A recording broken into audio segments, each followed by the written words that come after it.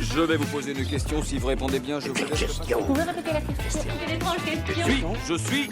Le ciné en question.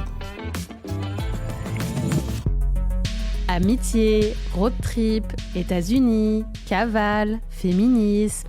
On va évidemment vous parler de Thelma et Louise. Les Français découvrent le film de Ridley Scott, tiré du scénario original de Callie Khouri en mai 1991. Dans les salles obscures, les spectateurs se lancent dans une folle excursion avec deux amies, Thelma et Louise. Le pitch ? Thelma et Louise, deux copines frustrées par leur existence monotone avec leurs compagnons respectifs, décident de s'offrir un week-end bien mérité entre filles sur les routes des États-Unis. Mais au premier arrêt dans un bar, le drame survient et tout bascule. Cet événement tragique changera à jamais le cours de leur destinée.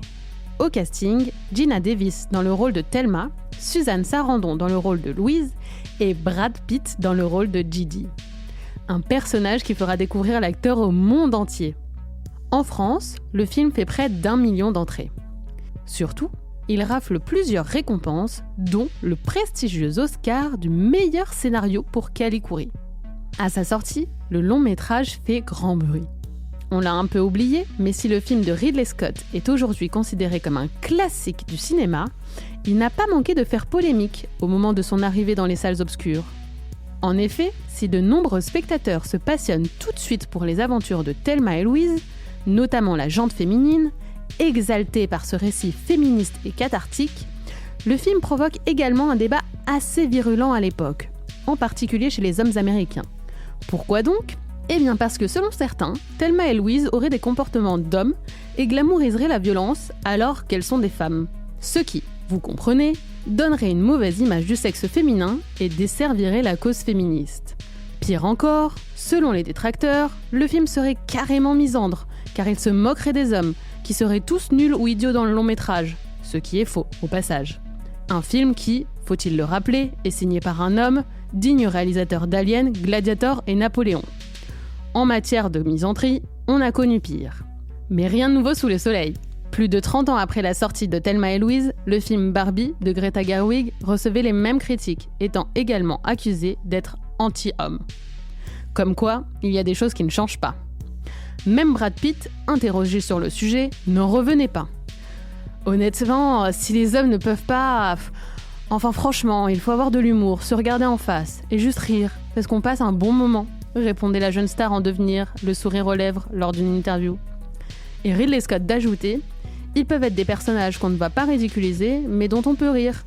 Si on doit en tirer une leçon, messieurs qui voyez le film, je vous promets que vous allez vous reconnaître. » Qu'importe les critiques, pour la majorité des cinéphiles, le film Thelma et Louise fait désormais partie de l'histoire du 7e art, et c'est tant mieux. Et s'il y a quelque chose que tout le monde retient, c'est sa fin inoubliable, mythique, tragique. Mais au fait, comment a été tournée cette scène devenue culte ? Cette scène émouvante, poignante, qui offre à Thelma et Louise une dernière bouffée de liberté. Le passionnant documentaire Thelma et Louise, un western féministe, à découvrir sur Arte et que l'on ne peut que vous conseiller, revient sur les coulisses de cette séquence capturée le tout dernier jour du tournage. Je me suis battue pour cette fin, a expliqué Mimi Polk, l'une des rares femmes productrices de l'époque et l'une des seules personnes à croire en ce film, alors que de nombreux producteurs avaient refusé le scénario. Je pensais qu'il ne fallait surtout pas la changer. Les grands studios l'auraient modifié. Alors je me suis dit que, quoi qu'on fasse, il fallait inscrire dans le contrat que la fin ne pouvait pas être modifiée, à moins que, collectivement, Callie, Ridley et moi en décidions autrement. Suzanne Sarandon partageait cet avis. « J'ai supplié Ridley de laisser tel quel », a-t-elle juré. Et figurez-vous que Ridley Scott, petit malin, a en réalité tourné 2 fins. Attention, spoiler. Dans la première, la voiture tombe dans le canyon avant que les policiers, derrière le personnage joué par Hervé Kettel, ne se dirigent vers le bord de la falaise et regardent vers le fond du canyon. Cela donne l'impression que la voiture s'est bel et bien écrasée sous le regard des hommes. Dans cette fin, l'attention est donc concentrée sur les hommes. Et c'est pourquoi, heureusement, Ridley Scott est revenu à la raison en choisissant la deuxième option. Laisser Thelma et Louise échapper à la justice et s'envoler. Avec cette fin, ce sont les 2 femmes qui gagnent. Ça ne ressemble pas à un suicide, concède Mimi Polk. On a envie que ces 2 femmes puissent continuer à vivre dans le cœur et dans l'esprit des spectateurs. Tout s'est joué sur l'arrêt sur image. Soit la voiture restait en l'air, figée dans son élan, soit on la voyait commencer à tomber. Il valait mieux, psychologiquement et visuellement, que l'on termine sur une note positive. Et la productrice de conclure, vous voyez, d'une certaine manière, elle continue de vivre. J'espère que cet épisode vous a plu.